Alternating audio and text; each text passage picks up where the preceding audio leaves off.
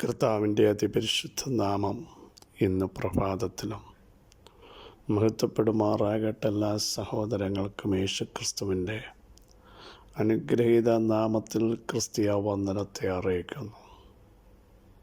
ഉല്ലാസത്തിൻ്റെയും ജയത്തിൻ്റെയും കോശം നീതിമാന്മാരുടെ കൂടാരങ്ങളിൽ ഉണ്ട്.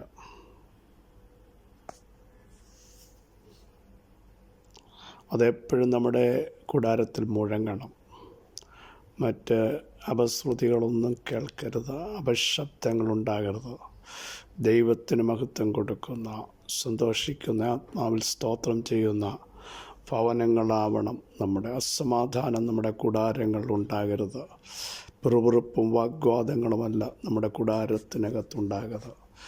ദൈവത്തിന് മഹത്വം കൊടുക്കുന്ന വാക്കുകൾ, പരസ്പരം കൈത്താങ്ങുന്ന, ബലം പരസ്പരം പകരുന്ന സാഹചര്യങ്ങൾ നമ്മുടെ കൂടാരങ്ങളിലും ദൈവസഭകളിലും ഉണ്ടാകണം.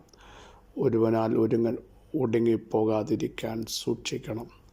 അന്യോന്യം കൈത്താങ്ങൽ നൽകി ആത്മാവിൽ ശക്തി പകരുന്ന ഒരിടമാവണം നമ്മുടെ കൂടാരങ്ങൾ, നമ്മുടെ പാർപ്പിടങ്ങൾ, നമ്മൾ ആരാധിക്കുന്ന ആരാധനാലയങ്ങൾ. അതിനുവേണ്ടി നമുക്ക് ആത്മാവിൽ സ്തോത്രം ചെയ്ത് ദൈവത്തെ മഹത്വപ്പെടുത്തുവാൻ തയ്യാറാവണം. ആവർത്തിച്ച് പറയുന്ന വാക്യം, എൻ്റെ നീതിമാൻ വിശ്വാസത്താൽ ജീവിക്കും. പിന്മാറുന്നു എങ്കിലോ എൻ്റെ ഉള്ളത്തിന് അവനിൽ പ്രസാദമില്ല. അപ്പോൾ ദൈവം നമ്മുടെ ഉള്ളിൽ പ്രസാദിക്കണമെങ്കിൽ, ദൈവത്തിൻ്റെ ഉള്ളം നമ്മളിൽ പ്രസാദിക്കണമെങ്കിൽ നമ്മൾ പിന്മാറിപ്പോകുന്നവരുടെ കൂട്ടത്തിലാവരുത്, പിറുപിറുക്കുന്നവരുടെ കൂട്ടത്തിലാകരുത്, സംശയിക്കുന്നവരുടെ കൂട്ടത്തിലാകരുത്. വിശ്വസിക്കണം. അവിശ്വാസമുള്ള ദുഷ്ടഹൃദയം നമുക്കുണ്ടാവരുത്. ദൈവം പറഞ്ഞ വാഗ്ദത്തങ്ങൾ, ദൈവശബ്ദങ്ങൾ, അത് ഏറ്റെടുക്കാൻ തയ്യാറാകണം. ലോകത്തിൻ്റെ ശബ്ദങ്ങൾ നമ്മളെ ഭ്രമിപ്പിക്കും. ലോകത്തിൻ്റെ ശബ്ദങ്ങൾ നെഗറ്റീവ് തോട്ട്സിലേക്ക് നമ്മളെ കൊണ്ടുപോകും. ലോകത്തിൻ്റെ ശബ്ദങ്ങൾ നമ്മളെ തളർത്തുമ്പോൾ ദൈവത്തിൻ്റെ ശബ്ദം കാദേശ് മരുവിനെന്നെടുക്കുന്നതാണ്. മാൻപേടകളെ പ്രസവിക്കുമാറാക്കുന്നതാണ്. വനങ്ങളുടെ തോലുരിക്കുന്നതാണ്. ഭൂമിയുടെ അറ്റത്തോളം ചെല്ലുന്നതാണ് ദൈവത്തിൻ്റെ ശബ്ദം. അസംഖ്യമായി അറിഞ്ഞുകൂടാത്ത, ആരാഞ്ഞുകൂടാത്ത വൻ കാര്യങ്ങൾ ചെയ്യുന്നതാണ്. അത് അതിശയമായ നാദമാണെന്ന് യോബിൻ്റെ പുസ്തകത്തിൽ എഴുതിയിരിക്കുന്നെങ്കിൽ ആ ശബ്ദം ആരെയും തളർത്തുന്നതല്ല. പെരുവെള്ളത്തിൻ്റെ ഇരച്ചിൽ പോലെ ശബ്ദമുള്ളവൻ. പത്മോസിൻ്റെ ഏകാന്തതയിൽ യോഹന്നാൻ കിടന്നപ്പോൾ തൻ വെളിപ്പാടിൽ കണ്ട ദൈവത്തിൻ്റെ ശബ്ദം, കേട്ട ശബ്ദം പെരുവെള്ളത്തിൻ്റെ ഇരച്ചിൽ പോലെ. ലോകത്തിലെ ശബ്ദങ്ങളൊക്കെ അസ്തമിക്കുമ്പോൾ, ലോകത്തിലെ ശബ്ദങ്ങൾ ബലഹീനമാകുമ്പോൾ ദൈവത്തിൻ്റെ ശബ്ദം, എൻ്റെ കർത്താവിൻ്റെ ശബ്ദം കാഹളനാദത്തിനൊത്ത ശബ്ദമാണ്. ആ ശബ്ദത്തിൻ്റെ ശക്തി ലസറിൻ്റെ കല്ലറയ്ക്കലേക്ക് ചെന്നപ്പോൾ മരിച്ചു, നാറ്റം വെച്ചു, 4 ദിവസമായി കല്ലുവെച്ചു, ഒടുക്കത്തെ നാളിലെ ഉയർക്കത്തുള്ളൂ എന്ന വീട്ടിനകത്ത് നിന്ന് കേട്ട ശബ്ദം. ചർച്ചക്കാർ പലരും കല്ലെറിയാൻ നിൽക്കുകയാണ്. ഇനിയൊന്നും സംഭവിക്കില്ല, എല്ലാം ചീഞ്ഞു, നാറ്റം വെച്ചു. പക്ഷേ ലാസറേ പുറത്തു വരികയെന്ന് പറഞ്ഞ ഗംഭീര ശബ്ദം, ഗംഭീരധ്വനി.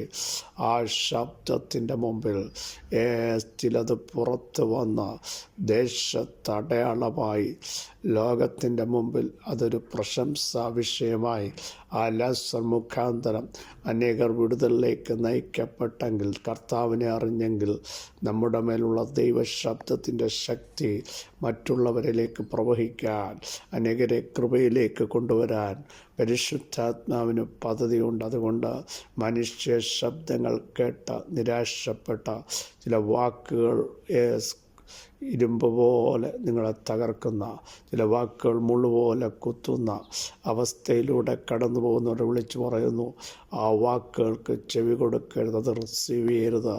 നിങ്ങളുടെ അകത്ത് വ്യാപരിക്കുന്ന ദൈവശബ്ദം, പേര് വിളിക്കുന്ന ദൈവശബ്ദം, മകനെ മകളെ ഭയപ്പെടേണ്ട എന്ന് പറയുന്ന ശബ്ദം, ഞാൻ നിന്നോട് കൂടെയുണ്ട്, ഞാൻ നിൻ്റെ ദൈവമാണ്. നീ തീയിലൂടെ കടന്നാൽ, വെള്ളത്തിലൂടെ കടന്നാൽ അത് നിന്നെ ദഹിപ്പിക്കുകയില്ല, അഗ്നിജാലയ്ക്ക് തൊടാൻ പറ്റില്ല, വെള്ളത്തിന് മുക്കിക്കളയാൻ പറ്റില്ല എന്ന് പറഞ്ഞ ശ്രേഷ്ഠ ശബ്ദം ഇന്ന് പകൽ എത്ര പേർ റിസീവ് ചെയ്യും? മറ്റു പലരെയും ശബ്ദങ്ങൾ ആവർത്തിച്ച് പറയുന്നു. ലോകത്തിൻ്റെ ശബ്ദം, മെഡിക്കൽ സയൻസിൻ്റെ ശബ്ദം, വീട്ടുകാരുടെ ശബ്ദം ഒക്കെ നിങ്ങളെ നിരാശപ്പെടുത്തുമ്പോൾ പ്രത്യാശയിലേക്ക് കൊണ്ടുവരുന്ന ദൈവശബ്ദത്തിനായി സ്തോത്രം ചെയ്യാം.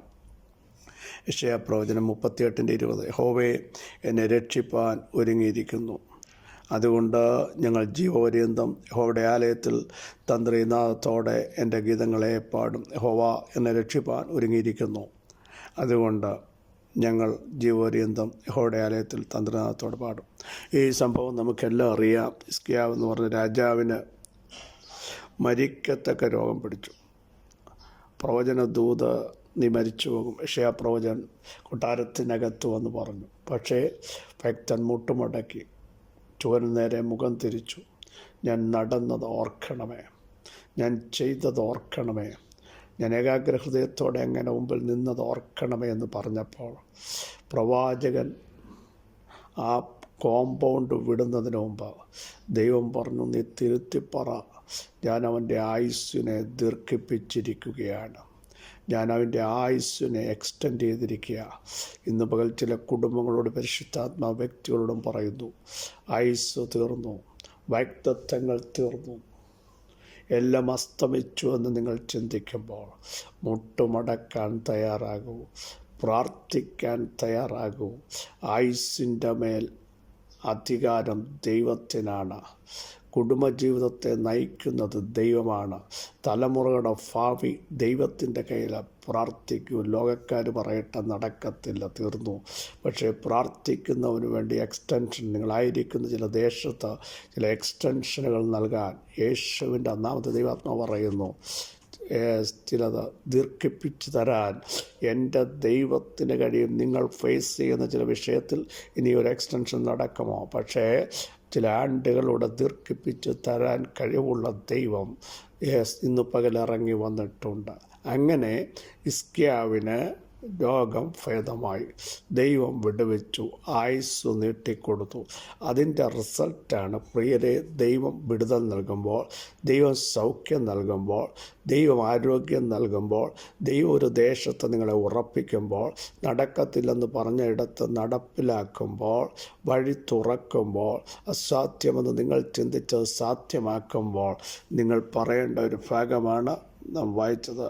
ഭക്തനായ ഹിസ്കിയാവ് പറയുകയാണ്, യഹോവ എന്നെ രക്ഷിപ്പാൻ ഒരുങ്ങിയിരിക്കുന്നു. Praise the Lord. എന്നെ വിടുവിക്കാൻ, എന്നെ രക്ഷിക്കാൻ, എന്നെ സൗഖ്യമാക്കാൻ, നീട്ടിത്തരാൻ, ശക്തീകരിക്കാൻ, ബലം പകരാൻ, ഇപ്പോഴുള്ള എൻ്റെ അവസ്ഥകളെ മാറ്റാൻ, ഹീൽ ചെയ്യാൻ എൻ്റെ ദൈവം ഒരുങ്ങിയിരിക്കും. ദൈവം ഒരുങ്ങിയാൽ അതിനെ തടയാൻ ആൾക്ക് സാധ്യമല്ല. ദൈവം വിടുവിച്ച വിടുതല, ദൈവം സൗഖ്യമാക്കിയ സൗഖ്യമാണ്. എത്ര പേർക്ക് പറയാൻ പറ്റും, എൻ്റെ ദൈവം എന്നെ വിടുവിക്കാൻ, എൻ്റെ കുടുംബത്തെ വിടുവിക്കാൻ, എൻ്റെ തലമുറ വിടുവിക്കാൻ, എൻ്റെ മിനിസ്ട്രിയെ ശക്തീകരിക്കാൻ, എൻ്റെ ചർച്ചിനെ അനുഗ്രഹിക്കാൻ ഒരുങ്ങിയിരിക്കുന്നു. എന്തിന്? അടുത്ത ഭാഗം നിങ്ങൾ നോക്കൂ. അതുകൊണ്ട് ഞങ്ങൾ ജീവപര്യന്തം, ദൈവത്തിൻ്റെ വിടുതൽ വരുമ്പോൾ ആയുസ് തരുന്ന നാൾ വരെ ദൈവത്തിന് സ്തോത്രം ചെയ്യാൻ, ആലയത്തിൽ ദൈവത്തിന് സ്തോത്രം ചെയ്യാൻ. ദൈവം വിടുതൽ നൽകിയ പലരും പിന്നെ ആലയത്തിൽ വരില്ല, ബിസിയാകും. അതുവരെ പ്രാർത്ഥിക്കും, അതുവരെ ആരാധിക്കും. വിടുതൽ നൽകിയാൽ പിന്നെ പ്രാർത്ഥിക്കാൻ സമയമില്ല, വചനം ധ്യാനിക്കാൻ സമയമില്ല, പള്ളിയിൽ പോകാൻ സമയമില്ല. അതാവരുത്. ഇവിടെ കണ്ടോ ഭക്തൻ്റെ തീരുമാനം. അതുകൊണ്ട് ഞങ്ങൾ ജീവപര്യന്തം യഹോവയുടെ ആലയത്തിൽ തന്ത്രനാദത്തോടെ ഗീതങ്ങളെ ഒന്ന് പാട്ടുപാടും. ദൈവാലയത്തിൽ ചെന്നു ദൈവത്തെ സ്തുതിക്കാൻ, മിടുക്ക് കൊണ്ടല്ല, ശക്തി കൊണ്ടല്ല, ബലം കൊണ്ടല്ല, ബുദ്ധി കൊണ്ടല്ല. പ്രിയരെ, നാം ആയിരിക്കുന്നത് ദൈവമാണ് നമ്മളെ ഓരോ ദിവസം നടത്തിയത്, ദൈവമാണ് സൂക്ഷിച്ചത്, ദൈവമാണ് നിർത്തിയത്, ദൈവമാണ് നീട്ടിത്തന്നത്. ഹല്ലേലൂയ. ദൈവമാണ് സഹായിച്ചത്. അങ്ങനെയെങ്കിൽ ആ ദൈവത്തിൻ്റെ മുമ്പാകെ വന്ന് അനേക കുടുംബങ്ങൾ നിൽക്കാൻ കഴിയാതെ മാറിപ്പോയില്ലേ? അവിടെയും ദൈവം നിങ്ങളെ നിർത്തിയില്ലേ? തകർച്ച വരാഞ്ഞിട്ടാണോ? വേദന വരാഞ്ഞിട്ടാണോ? നിലനിൽപ്പ് അപകടത്തിലായ സമയത്തൊക്കെ നിങ്ങൾ കണ്ണുനീരൊഴുക്കി പ്രാർത്ഥിച്ച് ദൈവത്തോട് അഭയാചന കഴിച്ചപ്പോൾ ഞാനാകുന്നുവെന്ന് പറഞ്ഞ്, ഞാൻ പ്രവർത്തിക്കുമെന്ന് പറഞ്ഞ് ദൈവത്തിൻ്റെ പ്രവൃത്തി മറ്റെല്ലാവരും നോക്കി നിൽക്കെ നിങ്ങളുടെ കുടുംബത്തിനകത്തും നിങ്ങളുടെ ഓഫീസിനകത്തും നിങ്ങളുടെ ശരീരത്തിനും വെളിപ്പെടുത്തിയ ദൈവത്തിന് നന്ദി പറയാൻ നിങ്ങൾ ആലയത്തിൽ ചെല്ലണം. ആത്മാവിൽ ആരാധിച്ചില്ലെങ്കിൽ നിങ്ങൾ ആരാധിക്കണം. ആര് സ്തോത്രം ചെയ്തില്ലെങ്കിൽ നിങ്ങൾ സ്തോത്രം ചെയ്യണം. നിങ്ങളുടെ മേലൊരു ദൈവപ്രവൃത്തി നിങ്ങൾ അനുഭവിച്ചതല്ലേ. ദൈവം ഇനിയും ചില വിടുതൽ നൽകാൻ പോകുക, ഇനിയും സൗഖ്യം നൽകാൻ പോകുക, ഇനിയും തുറക്കാൻ പോകുക. മരണത്തിൻ്റെ ഭീതികളെ ദൈവം എടുത്ത് മാറ്റാൻ പോകുക. ചിലർ നിശ്ചയിച്ച അവധി ഇത്ര നാളെ ജീവിക്കത്തുള്ളൂ, മെഡിക്കൽ സയൻസ് പറഞ്ഞ അവധി, പിശാച് പറഞ്ഞ ചില അവധികൾ ഒക്കെ തമ്പുരാൻ വലിച്ചു കീറാൻ പോകുക. നിങ്ങൾക്ക് ദൈവം ആത്മാവിൻ്റെ പുഷ്ടി തരാൻ പോകുക. അപ്പോൾ ഓർത്തോണം, ദൈവം നൽകുന്ന വിടുതലുകൾ ദൈവത്തിന് മഹത്വം കൊടുക്കാനാണ്. ദൈവം നൽകുന്ന ആയുസ് ദൈവത്തെ സ്തുതിക്കാനാണ്. ദൈവം നൽകിയ ആയുസ് അനേകരോട് സാക്ഷ്യം പറയാനാണ്, അടങ്ങിയിരിക്കാനല്ല. ആരും നിങ്ങളെ നിരുത്സാഹപ്പെടുത്തിയാൽ വിളിച്ചു പറ, എന്നെ വിടുവിച്ച ഒരു ദൈവം, എന്നെ സൗഖ്യമാക്കിയ ഒരു ദൈവം, എന്നെ സഹായിച്ച ഒരു ദൈവം. ഞാൻ ആ ദൈവത്തിന് പാട്ടുപാടും. ആര് സാക്ഷി പറഞ്ഞില്ലെങ്കിലും നിങ്ങൾ സാക്ഷ്യങ്ങളെല്ലാ ആഴ്ചയും പറയണം. ഞാൻ ആലയത്തിൽ വന്നത് ആരാധിക്കാനും ദൈവത്തിന് ബഹുമാനം കൊടുക്കാനും, ഇന്നലകളിൽ തീർന്നുവെന്ന് പറഞ്ഞെടുത്തുവന്ന് എന്നെ കൊണ്ടുവന്ന ദൈവത്തിന് മഹത്വം കൊടുക്കാനുമാണെന്ന് വിളിച്ചു പറയാൻ ചില വ്യക്തികളുടെ ദൈവാത്മാവ് തീരുമാനം പ്രഖ്യാപിക്കാൻ ആഹ്വാനം ചെയ്യുന്നു. യേശുവിൻ്റെ നാമത്തിൽ പരിശുദ്ധ ദൈവമേ, സ്വർഗസ്ഥ പിതാവേ, സത്യങ്ങൾ സത്യമാക്കി, നടക്കാത്തത് നടപ്പിലാക്കി, കർത്താവെ തീർന്നു എന്ന് പറഞ്ഞെടുത്തുന്ന ചില എക്സ്റ്റൻഷൻ തന്ന ദൈവത്തിന്, വിടുതൽ നൽകിയ ദൈവത്തിന്, തുറന്ന ദൈവത്തിന്, സൗഖ്യമാക്കിയ ദൈവത്തിന്, സഹായിച്ച ദൈവത്തിന്, സാധ്യമാക്കിയ ദൈവത്തിന് ഇന്ന് പകൽ ഞങ്ങൾ നന്ദി പറഞ്ഞങ്ങ് ആരാധിക്കുന്നു. തന്ത്രനാഥത്തോടെ ഗീതങ്ങൾ, പാട്ടുകൾ പാടാൻ യഹോവയ്ക്ക് പുതിയ പാട്ട് പാടുവീൻ. അവൻ്റെ വിശുദ്ധ പൂജം ജയം നേടി തന്നിരിക്കയാൽ പുതിയ പാട്ട് പാടാൻ, നന്മ ചെയ്ത ദൈവത്തിന് സ്തോത്രം ചെയ്യാൻ ഞങ്ങളെല്ലാം ഇടയാക്കുന്നതിന് സ്തോത്രം, സ്തോത്രം, സ്തോത്രം.